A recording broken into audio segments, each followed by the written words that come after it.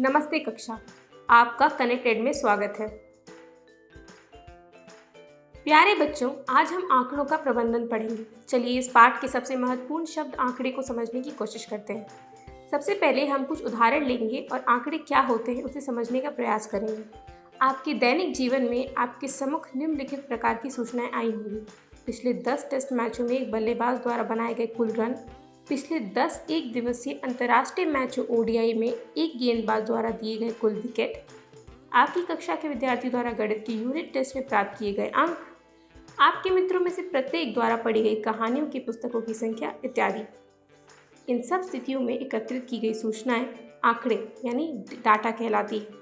आंकड़े प्रायः एक स्थिति में एक संदर्भ में एकत्रित किए जाते हैं जिसका हम अध्ययन करते हैं, या सरल भाषा में कहें तो एक विशिष्ट विषय की संख्याओं के संग्रह को डाटा या आंकड़े कहते हैं। निष्कर्ष निकालने के लिए हमें आंकड़ों को एक क्रमबद्ध रूप में संगठित करने की आवश्यकता होती है। बच्चों, जैसा कि आप समझ चुके होंगे कि आज का विषय है आंकड़ों का प्रबंधन। आंकड़ों की परिभाषा क्या है? आंकड़े प्रायः एक स्थिति में संदर्भ में एकत्रित किए जाते हैं जिसका हम अध्ययन करना चाहते हैं। इसे सरल भाषा में समझने के लिए एक उदाहरण का अध्ययन करते हैं। उदाहरण के लिए यदि हम यह जानना चाहते हैं कि कितने छात्रों को नृत्य या गायन या पेंटिंग या आउटडोर गेम खेलने का शौक है, इस तथ्य के संग्रह को डाटा कहा जाता है। डाटा संग्रह का उद्देश्य यथा प्राप्त आंकड़े रॉ डाटा के बीच अंतर संबंध की व्याख्या करना है, जिसका उपयोग अर्थपूर्ण जानकारी निकालने के लिए किया जा सकता है।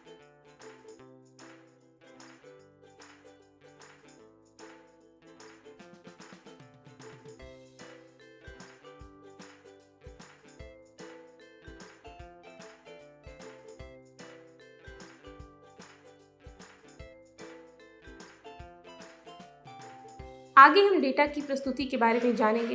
डेटा की प्रस्तुति का महत्व कई गुना बढ़ जाता है क्योंकि यह सबसे सरल रूप में परिणाम देगा जो समझने और व्याख्यान करने में आसान होता है। प्रस्तुति के रूप में हम अपनी आवश्यकता के अनुसार चयन करेंगे जो व्याख्या को बहुत आसान बनाता है। कभी कभी आंकड़ों को यह सूचित करने के लिए कि वे क्या निरूपित करते हैं आलेखीय रूप से निरूपित किया जाता है। क्या आपको उन विभिन्न प्रकारों के आलोकों के बारे में पता है जो हमने पिछली कक्षाओं में पढ़े थे? एक चित्रालेख पिक्टोग्राफ संकेतों का प्रयोग करते हुए आंकड़ों का चित्रीय निरूपण। एक दंड आलेख बार ग्राफ एक समान चौड़ाई के दंडों का प्रयोग करते हुए सूचना का प्रदर्शन जिसमें दंडों की लंबाई ऊंचाई क्रमशः उनके मानों के समानुपातिक होती है। दंड की लंबाई प्रत्येक श्रेणी की मात्रा दर्शाती है।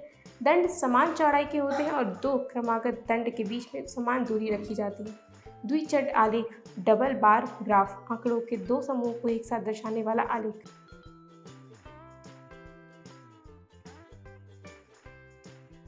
अब हम तीनों प्रकार के आलोकों का गहराई से अध्ययन करेंगे। चित्रालेख एक ग्राफिक प्रतीक है जो एक भौतिक वस्तु के लिए अपनी सचित्र समानता के माध्यम से उसका अर्थ बताता है।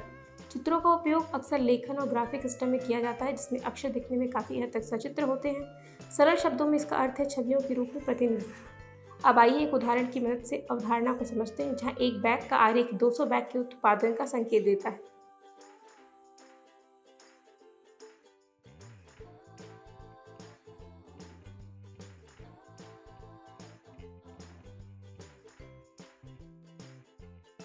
अब अगले रूप को सीखने के लिए आगे बढ़ते हैं। एक दंड आलेख बार ग्राफ को बार चार्ट भी कहा जाता है जो एक चार्ट या ग्राफ होता है जो ऊंचाइयों या लंबाइयों के साथ आयताकार सलाखों के साथ श्रेणीबद्ध डाटा प्रस्तुत करता है। उनके मूल्यों का अनुपातिक है। सलाखों और लंबवत या क्षैतिज रूप से प्लॉट किया जा सकता है। एक बार चार्ट असतत श्रेणियों के बीच तुलना दिखाता है। अब आइए एक उदाहरण की मदद से अवधारणा को समझते हैं। मान लीजिए कि एक छात्र को क्रमशः अंग्रेजी गणित विज्ञान इतिहास और भूगोल में 75, 90, 59, 68, 45 मिला और हम इस ग्राफ को प्लॉट करने की आवश्यकता है। ग्राफ तैयार होने के बाद हमें इस आधार पर कुछ प्रश्नों पर चर्चा करेंगे।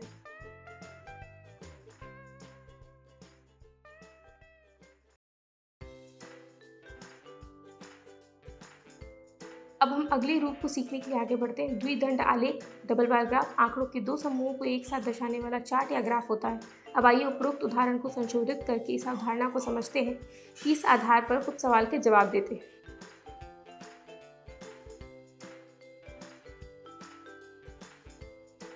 अब सीखी हुई अवधारणाओं का अभ्यास करना चाहिए। दिए गए प्रश्नों का अभ्यास करें। पहला प्रश्न, दी हुई सूचना को निरूपित करने के लिए उपयुक्त आलेख खींचिए।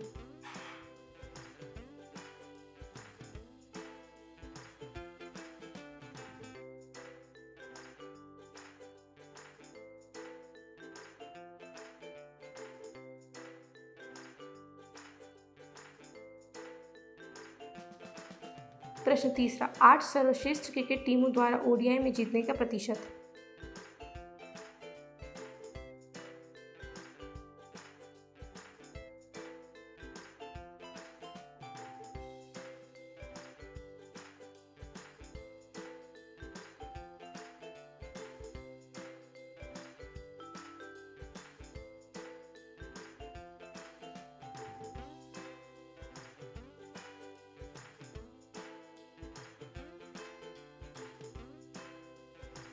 अब अगले विषय पे आगे बढ़ते हैं। अब हम आंकड़ों का संगठन, ऑर्गेनाइजिंग डेटा के बारे में पढ़ेंगे। प्रायः हम उपलब्ध आंकड़े असंगठित रूप में प्राप्त होते हैं, जिन्हें यथा प्राप्त आंकड़े, रॉ डाटा कहा जाता है। अर्थपूर्ण निष्कर्ष निकालने के लिए हमें आंकड़ों को एक क्रमबद्ध रूप में संगठित करने की आवश्यकता होती है। उदाहरणतः विद्यार्थियों के एक समूह से उनके मनपसंद विषयों के बारे में पूछा गया, जिसके परिणाम की सूची नीचे दी गई है। कला, गणित, विज्ञान, अंग्रेजी। गणित, कला, अंग्रेजी, विज्ञान, गणित, कला, अंग्रेजी। कौन सा विषय सबसे अधिक पसंद किया गया और कौन सा विषय सबसे कम पसंद किया गया? आकस्मिक रूप से लिखी गई सूचियों या पसंदों को देखकर इस प्रश्न का उत्तर देना सरल नहीं है। हम मिलान चिन्हों, टैली मार्क का प्रयोग करते हैं। इन आंकड़ों को सारणी के रूप में व्यवस्थित करते हैं। प्रत्येक विषय के सम्मुख लिखी मिलान चिन्हों को संख्या से विशिष्ट विषय को पसंद करने वाले विद्यार्थियों की संख्या प्राप्त करते हैं। यह संख्या उस विषय की बारंबारता फ्रीक्वेंसी कहलाती है। उपरोक्त रूप से बनाई गई सारणी एक बारंबारता बंटन सारणी फ्रीक्वेंसी डिस्ट्रीब्यूशन टेबल कहलाती है, क्योंकि इससे पता चलता है कि एक प्रविष्टि कितनी बार आई है। जैसे गणित पसंद करने वाले विद्यार्थियों की बारंबारता है 5, अंग्रेजी को पसंद करने वाले विद्यार्थियों की बारंबारता है 4 इत्यादि। किसी प्रविष्टि की बारंबारता, यह संख्या कितनी बार प्रविष्टि आंकड़ों में आती है। प्रयास कीजिए। विद्यार्थियों को एक समूह को यह बताने को कहा गया कि वे किस पशु को सबसे अधिक घर में पालना पसंद करेंगे। इसके परिणाम नीचे दिए गए हैं। उपरोक्त के लिए एक बारंबारता बटन सारणी बनाइए।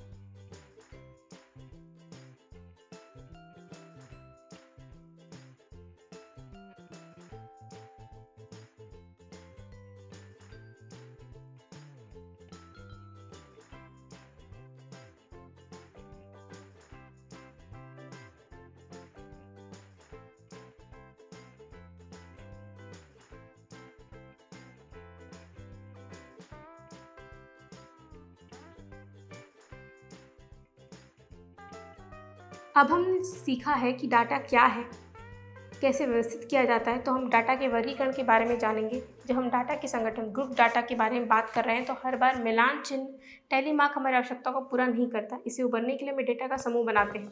एक उदाहरण की मदद से हम डेटा के समूहीकरण के बारे में जानेंगे। अब 60 विद्यार्थियों की कक्षा मान लेते हैं। गणित में निम्नलिखित अंक कुल 50 अंकों में से उन्हें मिले हैं। आपकी क्या राय है, किस तरीके से हमें ये प्रस्तुत करना चाहिए? यदि हम प्रत्येक प्रेक्षण के लिए बारंबारता बटन सारणी बनाएं तो वो बहुत लंबी होगी। अतः हम सुविधा के लिए प्रेक्षणों के कुछ समूह या वर्ग बनाते हैं, जैसे 0 से 10, 10 से 20 इत्यादि, तथा प्रत्येक समूह या वर्ग में आने वाले प्रेक्षणों की संख्या के आधार पर एक बारंबारता बटन फ्रीक्वेंसी डिस्ट्रीब्यूशन प्राप्त करते हैं। इस प्रकार उपरोक्त आंकड़ों के लिए बारंबारता बटन सारणी निम्नलिखित हो सकती है। उपरोक्त प्रकार से प्रस्तुत आंकड़े वर्गीकृत आंकड़े ग्रुप डेटा कहलाते हैं तथा प्राप्त बंटन वर्गीकृत बारंबारता बटन कहलाते हैं। इससे अर्थपूर्ण निष्कर्ष निकलने की सहायता मिलती है। जैसे अधिकांश विद्यार्थियों ने 20 और 40 के बीच में अंक प्राप्त किए। 8 विद्यार्थियों ने 50 में से 40 से अधिक अंक प्राप्त किए।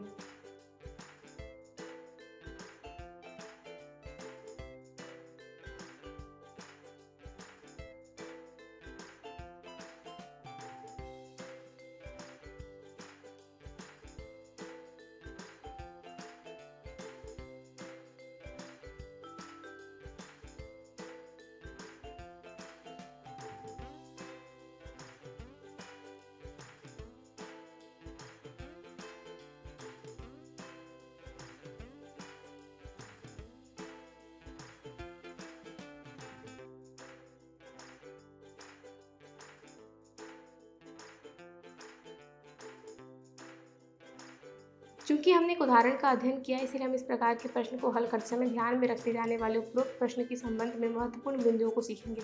समूह 0 से 10, 10 से 20, 20 से 30 इत्यादि में से प्रत्येक एक वर्ग अंतराल क्लास इंटरवल या संक्षेप में एक वर्ग क्लास कहलाता है। ऊपरी या उच्च वर्ग सीमा और निम्न वर्ग सीमा का यह अंतर वर्ग अंतराल की चौड़ाई या माप कहलाती है। 10 दोनों ही वर्गों 0 से 10 और 10 से 20 में सम्मिलित है। अर्थ एक संख्या 2 वर्ग अंतराल प्रकट होता है। लेकिन ध्यान देने योग्य बात यह है कि एक प्रविष्टि को एकल श्रेणी के अंतराल में शामिल किया जाएगा और इसीलिए हम उच्च श्रेणी के अंतराल में एक विशेष प्रविष्टि लेते हैं, अर्थात प्रेक्षण 10 वर्ग अंतराल 10 से 20 में सम्मिलित है।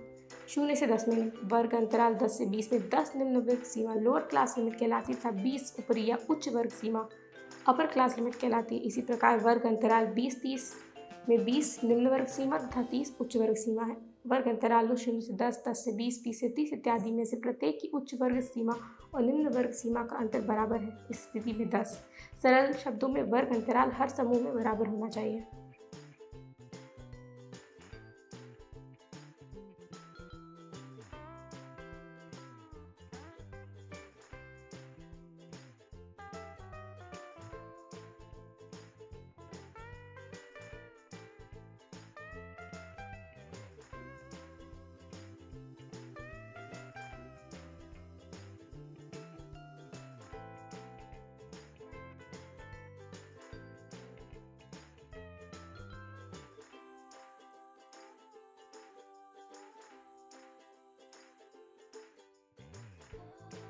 अब हमने सभी महत्वपूर्ण बिंदुओं को नोट किया है और हम फिर से स्पष्ट समझ के लिए 2 प्रश्न और हल करेंगे। कृपया अगले प्रश्न पर ध्यान दें और इसके नीचे दिए गए प्रश्नों के उत्तर दीजिए। वर्ग अंतराल की माप क्या है? किस वर्ग को सबसे अधिक बारंबारता है? किस वर्ग की सबसे कम बारंबारता है? वर्ग अंतराल 250 से 275 की उच्च सीमा क्या है? किन 2 वर्गों की बारंबारता एक ही है?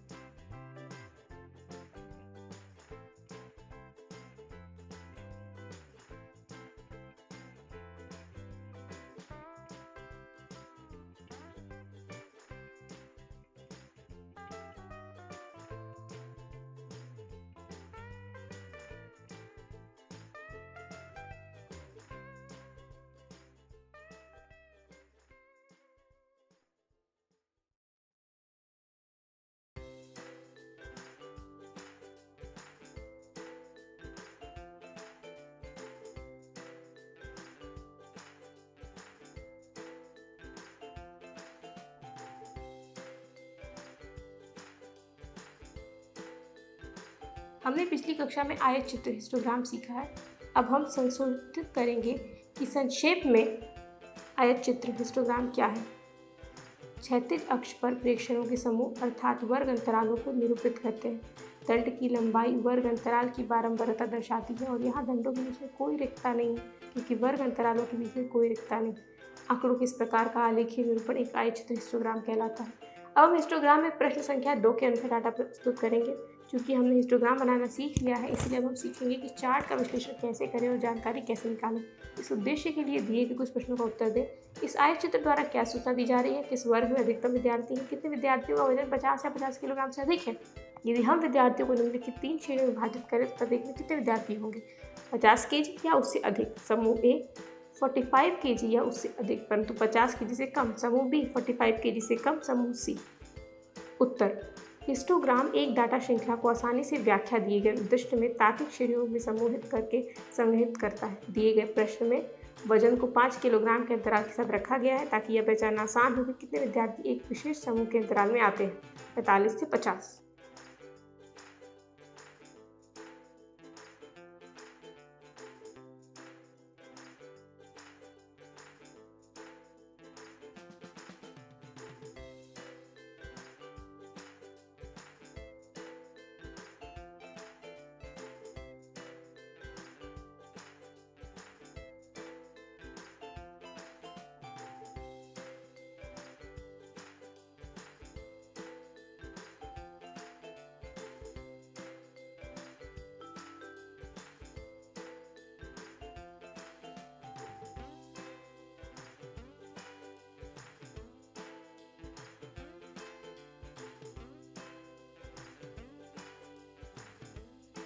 वृत्त आलेख या पाई चार्ट। पाई चार्ट प्रस्तुति के विभिन्न रूपों में से एक है। पाई चार्ट में आपका डाटा गोल आकार में दिखाई देता है। स्लाइस के आधार उस मैट्रिक की मात्रा या उसे जुड़े मान के अनुपात में होते हैं जिसे आप चार्ट में शामिल कर रहे हैं। आमतौर पर पाई चार्ट मानों के बीच के अनुपात में काफ़ी अंतर होता है।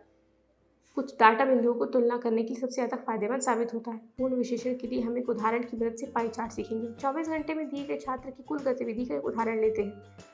विश्लेषण यह निरूपित वृत्त आलेख सर्कल ग्राफ कहलाते हैं। एक वृत्त आलेख एक संपूर्ण होल और उनके भागों में संबंध दर्शाता है। यहाँ संपूर्ण वृत्त को त्रिज्य खंडों सेक्टर में विभाजित किया जाता है।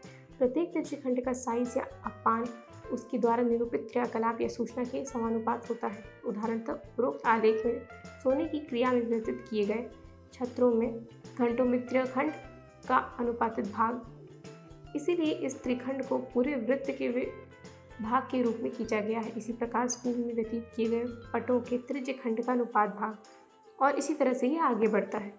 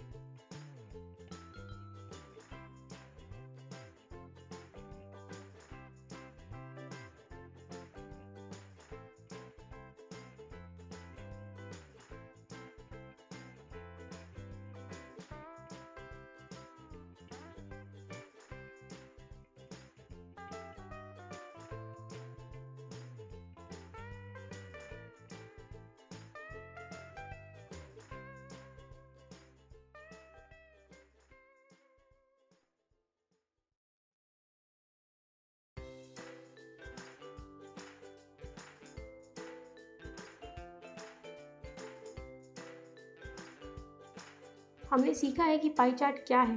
अब हम आगे सीखेंगे कि पाई चार्ट किसे बनाया जाता है, कैसे बनाते हैं। इसे सीखने के लिए एक और उदाहरण लेते हैं। किसी स्कूल के विद्यार्थी द्वारा पसंद की जाने वाले आइसक्रीमों की महक या स्वाद नीचे दिए गए हैं। आइए इस आंकड़ों को एक पाई चार्ट के रूप में निरूपित करें। वृत्त के केंद्र का पूरा कोण 360 डिग्री है। त्रिज्यखंडों के केंद्रीय कोण सेंट्रल एंगल 360 डिग्री के भाग या कोई भिन्न होंगे। त्रिज्यखंडों को दर्शाने के लिए एक सारणी बनाएंगे। अब हम त्रिज्यखंडों भागों को पाई चार्ट में बना सीखेंगे। किसी सुविधाजनक क्रिया का एक वृत्त खींचिए। इसका केंद्र 0 और एक त्रिज्या 0a अंकित कीजिए। चॉकलेट के त्रिज्यखंड का कोण 180 डिग्री है। चांदे का प्रयोग करके एंगल AOB = 180 डिग्री खींचिए। बचे हुए त्रिज्यखंडों को भी इसी प्रकार अंकित करते रहिए।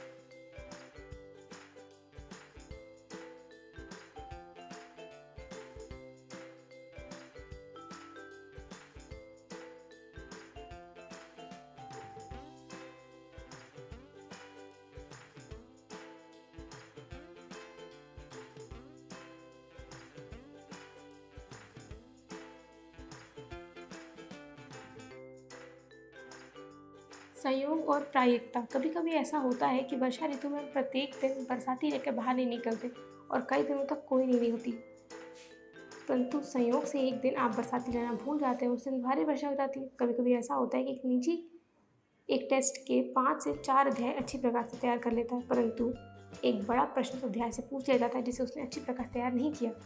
प्रत्येक व्यक्ति जानता है कि एक विशेष रेलगाड़ी सही समय से चलती, परंतु जिस दिन आप सही समय पर पहुंचते हैं उसी दिन वह देरी से आती है। आपको उपरोक्त प्रकार की अनेक स्थितियों का सामना करना पड़ता है जहां आप संयोग का सहारा लेकर कार्य करना चाहते हैं, परंतु वहां उस प्रकार से नहीं जैसा आप चाहते।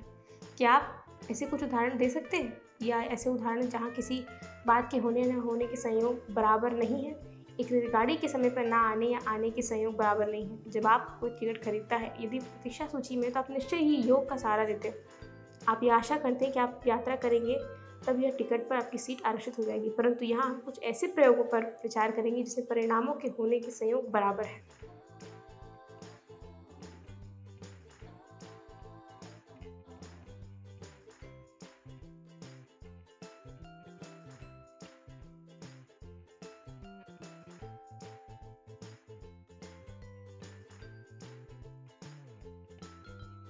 कोई परिणाम प्राप्त करना।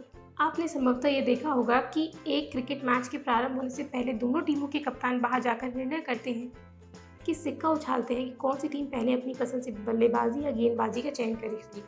अब इस सिक्के को उछाला जाता है तो आपको क्या सम परिणाम प्राप्त होते हैं? निसंदेह चित्त और पट। कल्पना कीजिए कि आप एक टीम के कप्तान हैं और आपकी मित्र दूसरी टीम का कप्तान है। अब आप सिक्का उछालते हैं और अपने मित्र को बोलने को कहते हैं। क्या आपके इस उछाल के परिणाम पर कोई नियंत्रण रख सकते हैं? क्या आपको चित्त प्राप्त हो सकता है यदि आप ऐसा चाहते हैं, अथवा क्या आपको पट प्राप्त हो सकता है यदि ऐसा आप चाहते हैं? नहीं, ऐसा संभव नहीं है। इस प्रकार का प्रयोग एक यादृच्छिक प्रयोग कहला जाता है। Random experiment. चित्त और पट के इस प्रयोग के दो परिणाम आउटकम्स हैं। अब निम्नलिखित प्रश्न का उत्तर देने का प्रयास करते हैं। यदि आप एक स्कूटर चलाना प्रारंभ करें तो संभवतः परिणाम क्या है? जब एक पास से फेंका जाता है तो संभवतः 6 परिणाम क्या है? हाँ, समाधान उतना ही सरल है जितना हम सोच सकते हैं। प्रश्न 1 का उत्तर या तो आप स्कूटर चलाना सीखेंगे या नहीं सीखेंगे। इसीलिए उत्तर या तो आप स्कूटर चलाना सीखेंगे या आप नहीं सीखेंगे, यानी इसके 2 परिणाम होंगे। उत्तर दूसरे संभवतः 6 परिणाम होंगे। 1 2 3 4 5 6। यह समझना आसान और सरल था। अब थोड़ा और कठिन विषय सीखेंगे। अब हम सब संभावित परिणाम सीखेंगे। एक उदाहरण के माध्यम से समझना आसान है। हम उदाहरण पर एक नज़र डालें।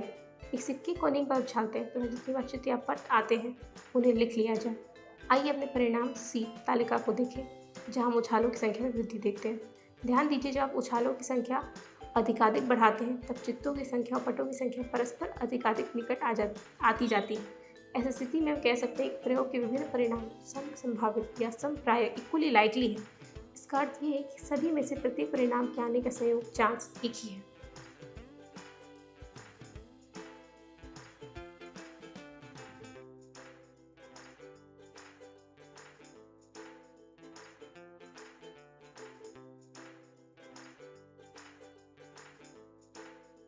अब आगे बढ़ते हुए अगला विषय है संयोग को प्रायिकता से जोड़ना। एक सिक्के को बार बार उछालने के प्रयोग पर विचार कीजिए।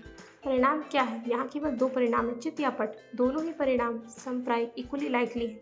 एक चित्त प्राप्त करने की संभावना 2 परिणामों में से एक अर्थात आधा है।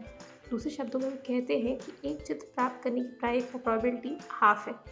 एक पट प्राप्त करने की प्रायिकता क्या है? जब कुल संभावनाएं या प्रायिकता 1 के बराबर होती है तब पट की प्रायिकता होगी 1 या हाफ। अब एक पासे को फेंकने के बारे में सोचें जिसके फलकों फेसेस पर 1 2 3 4 5 6 एक फलक पर एक संख्या अंकित है। यदि आप इस एक बार फेंकें तो परिणाम क्या होगा? परिणाम है 1 2 3 4 5 6। इस प्रकार यहाँ 6 समप्रायिक परिणाम है। परिणाम 2 प्राप्त करने की संख्या है, यह प्रायिकता है 1/6। संख्या 5 प्राप्त करने की प्रायिकता क्या है? संख्या 7 प्राप्त करने की प्रायिकता क्या है? जवाब है 0। 1 से 6 तक की संख्या प्राप्त करने की प्रायिकता क्या है? 1/6।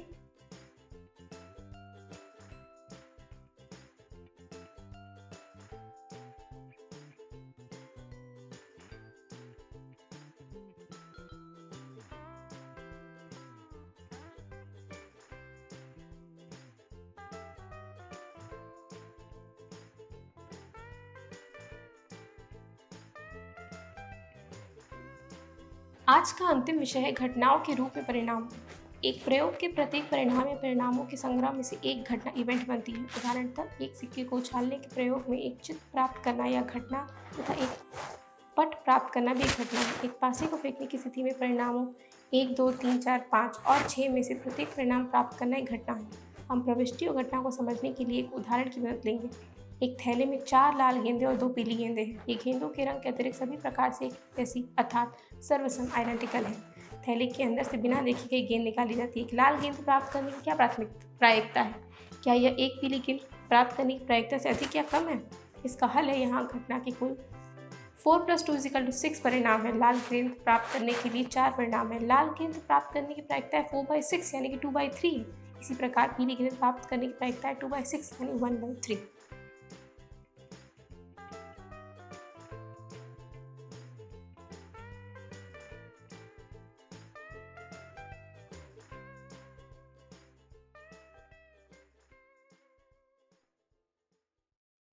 क्या आप संयोग और प्रायिकता के वास्तविक उदाहरण और उदाहरणों के बारे में सोच सकते हैं? मौसम की भविष्यवाणी, क्रिकेट में बल्लेबाजी औसत, बीमा, एग्जिट पोल।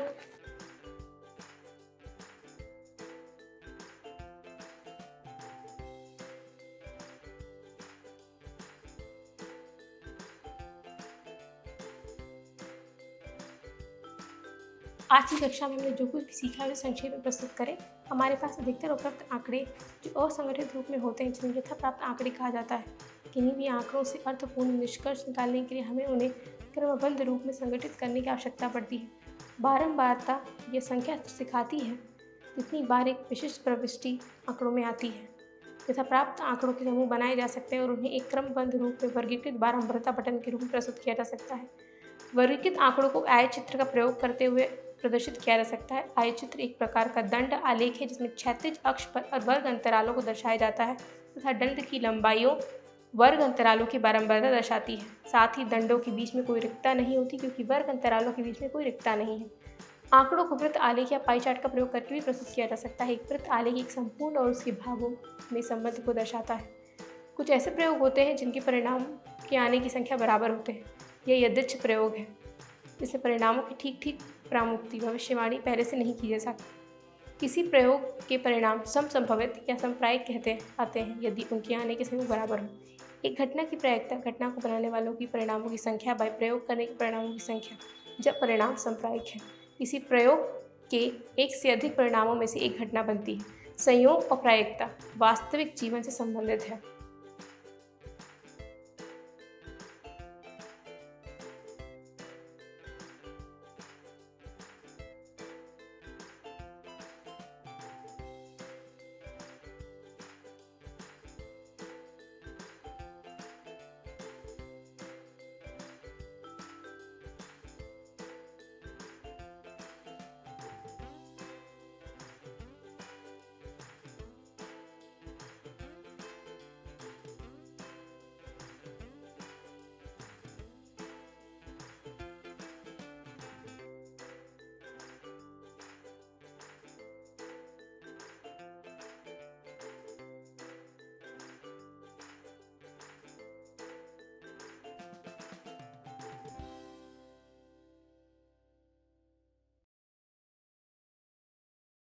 तो बच्चों, ये था आज का पाठ। आशा करते हैं कि आप सबको खूब आनंद आया होगा। आज की कक्षा यही समाप्त हुई। अगली कक्षा में मिलते हैं एक नए पाठ के साथ।